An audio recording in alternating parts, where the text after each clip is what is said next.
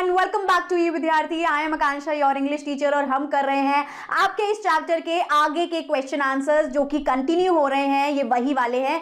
सो भाई उससे पहले मैं आपको एक इंपॉर्टेंट बात बता दूं कि भाई अब ई विद्यार्थी आपको दे रहा है फ्री डाउनलोड। जो चाहिए वो आप डाउनलोड कर सकते हैं, क्लास वाइज, सब्जेक्ट वाइज। यहां पर आप कर सकते हैं एमसीक्यू की प्रैक्टिस, साथ ही साथ आपको मिल जाने वाली है एक समरी भी और एनसीईआरटी के सॉल्यूशंस जो हम ढूंढ ही रहे होते हैं कि कहां मिल जाएंगे, है ना। तो भाई ये वीडियो पूरी देखेंगे, उसके बाद जो चाहिए वो डाउनलोड कर लेंगे। तो चलिए आइए स्टार्ट करते हैं क्वेश्चन आंसर्स को। नमस्ते बच्चों, वेलकम। आज हम इंग्लिश के कुछ बहुत ही इंटरेस्टिंग मजेदार एक्सप्रेशन सीखने वाले हैं। रेडी आप सब? तो चलिए लेट्स स्टार्ट। आज हम आपकी टेक्स्ट बुक से एक बहुत ही फन एक्सरसाइज को साथ में सॉल्व करेंगे। So get your notebooks and pens ready. Okay, so हमारी पहली एक्सरसाइज है मैच द एक्सप्रेशंस। इसमें हम क्या करेंगे? हम एक्सप्रेशंस को उनकी बिल्कुल सही सिचुएशन के साथ मैच करेंगे, माने जोड़ेंगे। तो क्वेश्चन है, match the expressions from the text in column 1 with the most suitable situations given in column 2। देखिए, कॉलम 1 में एक्सप्रेशंस हैं number 1 fight to the last man, number 2 foil the plan, number 3 deliver a blow and number 4 hold the ground. और column 2 में दी गई हैं situations. हमारा task है column 1 के एक्सप्रेशंस को कॉलम 2 की राइट सिचुएशन से मैच करना। जरा ध्यान से देखिए और सोचिए कौन से एक्सप्रेशन किस सिचुएशन के लिए एकदम परफेक्ट है। चलिए अब आंसर्स चेक करते हैं। Number 1 fight to the last man, इसका करेक्ट मैच है option I. The soldiers fought valiantly until each one laid down his life for the nation. इसका सिंपल सा मतलब है आखिरी आदमी तक लड़ना, अपनी जान की परवाह किए बिना। जैसे सोल्जर्स ने देश के लिए अपनी जान दे दी पर उन्होंने हार नहीं मानी। नंबर 2 है फॉइल द प्लान, ये मैच होगा ऑप्शन 4 के साथ। A spy disrupts the enemy's efforts to invade a country by intercepting their communications. Foil the plan का मतलब होता है किसी की योजना को, किसी के प्लान को पूरी तरह से फेल कर देना या नाकाम कर देना। जैसे एक स्पाई ने दुश्मन के प्लान को इंटरसेप्ट करके उसे फेल कर दिया। Next up, number 3 deliver a blow and it's perfect match is I. A sports team scores a last minute goal giving them the lead and shaking the opponents confidence. Deliver a blow का मतलब होता है एक जोरदार झटका देना। जैसे सोचो एक मैच चल रहा है एंड लास्ट मिनट में एक टीम गोल कर देती है। ये दूसरी टीम के लिए एक बहुत बड़ा ब्लो होता है, एक बड़ा झटका। And our last one, number 4 hold their ground. ये मैच होता है ऑप्शन 3 से। Soldiers stay in their position and fight back even though the enemy is stronger.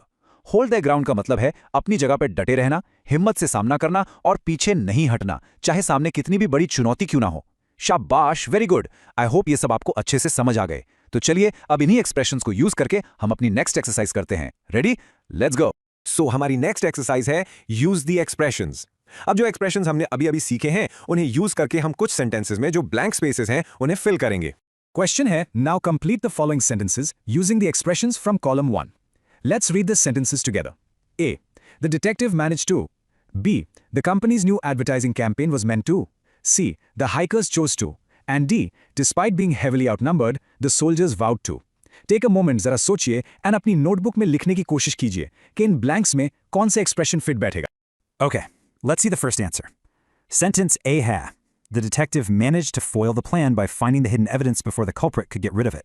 यहाँ foil the plan बिल्कुल सही choice है, क्योंकि डिटेक्टिव ने छिपे हुए सबूत ढूंढ कर जो culprit था, यानी जो गुनहगार था, उसके प्लान को नाकाम कर दिया, उसे फेल कर दिया।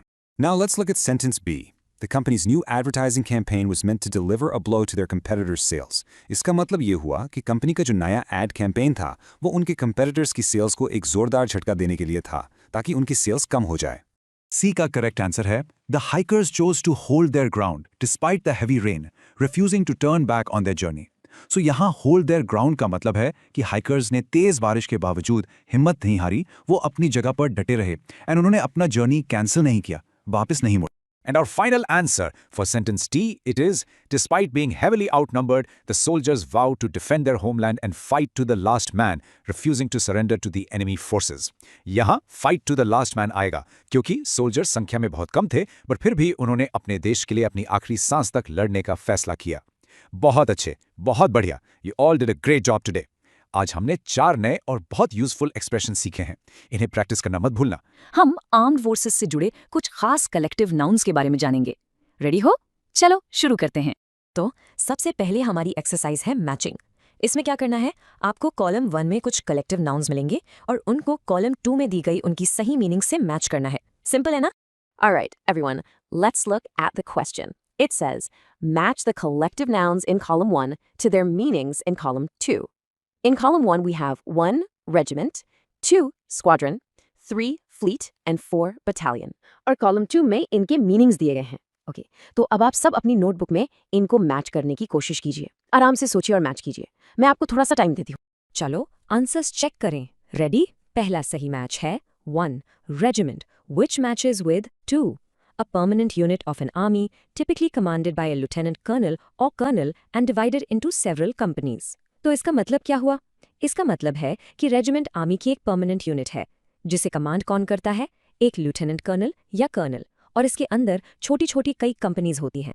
और ये देखो इस तस्वीर को, यहाँ कितने सारे सोल्जर्स एक साथ हैं ना. तो सोल्जर्स की ऐसी ही एक बड़ी यूनिट को हम कहते हैं रेजिमेंट. ये पिक्चर एक रेजिमेंट का परफेक्ट एग्जाम्पल है. Okay, let's move to the next one. दूसरा मैच है दूसरा squadron and it matches with 3, a small unit typically comprising 12 to 24 aircrafts and their crews used in Air Force, Naval और Army Aviation Services. इसका मतलब हुआ कि squadron जो है वो एयरफोर्स या नेवी में एयरक्राफ्ट्स की छोटी सी यूनिट होती है और इसमें यूजुअली 12 से 24 एयरक्राफ्ट्स होते हैं. अब जरा इस इमेज को देखिए, यहाँ कितने सारे फाइटर जेट्स एक साथ फ्लाई कर रहे हैं. वाओ! तो फाइटर जेट्स के ऐसे ही ग्रुप को हम कहते हैं स्क्वाड्रन. तीसरा मैच कौन सा है? Let's see. The third match is 3 fleet, which goes with 4, a group of ships sailing together engaged in the same activity or under the same ownership. तो इसका मतलब बहुत सिंपल है. जब बहुत सारे जहाज यानी शिप्स एक साथ सेल कर रहे होते हैं तो उनके पूरे ग्रुप को फ्लीट कहते हैं. ये पिक्चर देखो, यहाँ तो बहुत सारे शिप्स एक साथ हैं. तो शिप्स के इस पूरे ग्रुप को हम क्या कहेंगे? A fleet of ships. Easy है ना? और अब है हमारा आखिरी match, number 4, battalion. Matches with a large body of troops ready for battle, specially in infantry unit. इसका मतलब है कि बटालियन बैटल यानी लड़ाई के लिए तैयार सोल्जर्स का एक बहुत बड़ा ग्रुप होता है, खास करके इन्फेंट्री यूनिट यानी पैदल चलने वाली सेना का. वाओ, बहुत बढ़िया. आप सबने मैचिंग एक्सरसाइज तो बहुत अच्छे से की. तो चलिए अब नेक्स्ट एक्सरसाइज पर चलते हैं. अब हम इन्हीं कलेक्टिव नाउन्स को सेंटेंसेज में फिल करना सीखेंगे. Ready? Let's go. Okay, so here's the first sentence. A. The commanding officer addressed the entire blank of soldiers during the morning assembly. सोचो इस blank में क्या आएगा? Soldiers के ग्रुप के लिए हमने कौन सा वर्ड सीखा था? Yes, बिल्कुल सही सोचा. The correct answer is regiment. तो पूरा सेंटेंस बनेगा The commanding officer addressed the entire regiment of soldiers during the morning assembly. हमने यहाँ regiment इसलिए यूज किया क्योंकि ये soldiers की एक पूरी organized unit को represent करता है. चलो नेक्स्ट सेंटेंस देखते हैं. B. The admiral ordered the entire blank to set sail for battle. अब यहाँ एक क्लू है, वर्ड है admiral. सोचो, एक admiral क्या कमांड करता है और उसके ग्रुप को हम क्या कहते हैं?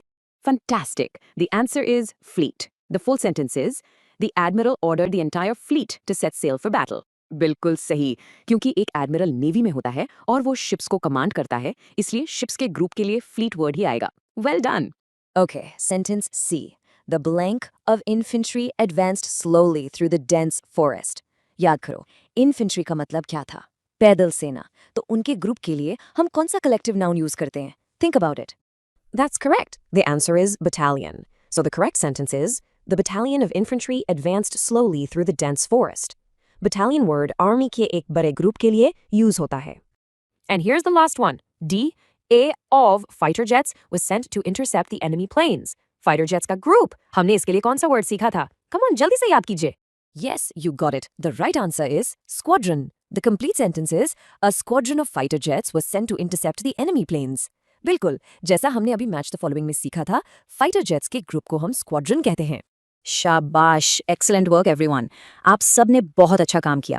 आज आपने आर्म फोर्सेस से जुड़े कुछ बहुत ही इंपॉर्टेंट कलेक्टिव नाउन्स सीख लिए हैं. बस इनकी प्रैक्टिस करते रहना, ठीक है? कुछ नए और इंटरेस्टिंग वर्ड सीखेंगे जो ओवर से शुरू होते हैं. रेडी हो? Let's begin. हम आज 2 मजेदार एक्सरसाइजेस सॉल्व करने वाले हैं. सो मेक श्योर आपकी नोटबुक और पेन बिल्कुल तैयार है, क्योंकि आपको मेरे साथ साथ आंसर्स लिखने हैं. Okay, so let's start with our very first question. इसमें हमें कुछ वर्ड्स को उनके करेक्ट मीनिंग से मैच करना है. So listen carefully और सही जवाब सोचना. Read the following words and fill in the blanks with the correct words by taking clues from the meanings given below in the box. Words: overwhelm, overthrow and overrun. तो जैसा आप screen पर देख सकते हैं, हमारे पास 3 वर्ड्स हैं, overwhelm, overthrow और overrun. अब हमें इन तीनों वर्ड्स को उनके सही मीनिंग से मैच करना है. सिंपल. पहला मीनिंग है to take and seize control. इसका मतलब होता है किसी चीज पर कब्जा कर लेना या पूरा कंट्रोल हासिल कर लेना. सोचो इन तीनों वर्ड्स में से कौन सा वर्ड यहां फिट बैठता है? ओवरथ्रो। बिल्कुल सही, इसका आंसर है ओवरथ्रो। जैसे आपने हिस्ट्री में पढ़ा होगा, लोग कभी कभी अपने राजा या रूलर को ओवरथ्रो कर देते थे, यानी उन्हें उनकी पावर से हटा देते थे। चलो अब दूसरा मीनिंग देखते हैं। टू इन्वेड और occupy an area in large numbers. इसका मतलब है किसी जगह पर बहुत सारे लोगों का एक साथ आ जाना या घुस जाना। ओवररन, करेक्ट, इसका आंसर है ओवररन। फॉर एग्जाम्पल हम कह सकते हैं the city was overrun by tourists. इसका मतलब शहर में इतने ज्यादा टूरिस्ट आ गए थे कि हर जगह बस वही दिख रहे थे। और अब है आखिरी मीनिंग, टू फ्लड और ओवरपावर समवन और समथिंग इमोशनली। इसका मतलब है किसी को इमोशनली यानी भावनात्मक रूप से बहुत स्ट्रांग फील कराना। ओवरवेल्म, तो आखिरी वर्ड हुआ ओवरवेल्म्ड। जैसे जब हम एग्जाम में टॉप करते हैं तो हम खुशी से ओवरवेल्म्ड हो जाते हैं, या कभी कभी बहुत सारा होमवर्क मिलने पर भी हम ओवरवेल्म्ड फील कर सकते हैं। बहुत बढ़िया। Great job on the first question, everyone. अब let's move on to our second question. यहाँ हम over से शुरू होने वाले कुछ और verbs सीखेंगे और उनसे sentences बनाएंगे. Ready? Now, create a list of at least 5 other verbs that begin with over and frame sentences of your own. चलो, मैं आपको कुछ एग्जाम्पल्स देती हूँ। आप भी मेरे साथ सोचिए और अपनी नोटबुक में जरूर लिखिए। Overlook. The teacher chose to overlook the minor mistake because the student had worked hard. यहाँ overlook का मतलब है किसी चीज को जानबूझकर इग्नोर कर देना। इस सेंटेंस में टीचर ने स्टूडेंट की छोटी सी गलती को ओवरलुक किया यानी नजरअंदाज कर दिया क्योंकि उसने बहुत मेहनत की थी। Overestimate. We must not overestimate our abilities. Preparation is key. Overestimate का मतलब होता है किसी को या किसी चीज को उससे बेहतर समझना जितना वो असल में है। हमें कभी भी अपनी एबिलिटीज को ओवरएस्टिमेट नहीं करना चाहिए और हमेशा प्रिपरेशन पर फोकस करना चाहिए। Overwork. It's unhealthy to overwork yourself every day. Overwork का मतलब है बहुत ज्यादा काम करना, और ये तो सबको पता है, काम के साथ साथ रेस्ट भी बहुत जरूरी है। Overreact. She tended to overreact to small problems. Overreact का मतलब है छोटी सी बात पर जरूरत से ज्यादा रिएक्ट करना। जैसे अगर आपका पेन खो जाए और आप जोर जोर से रोने लगो तो वो ओवररिएक्ट करना होगा। Overthink. He lost sleep because he would overthink every situation. और ओवरथिंक का मतलब है किसी चीज के बारे में बहुत ज्यादा सोचना। देखा आपने, ये सारे ओवर वर्ब्स आपकी इंग्लिश को और भी इंप्रेसिव बना सकते हैं। तो आई होप आपको चैप्टर के क्वेश्चन आंसर्स अच्छे से समझ आ गए होंगे। Thank you so much for watching. फिर मिलेंगे अगली वीडियो में। Bye bye cuties. तो करना क्या है, लाइक, सब्सक्राइब एंड शेयर।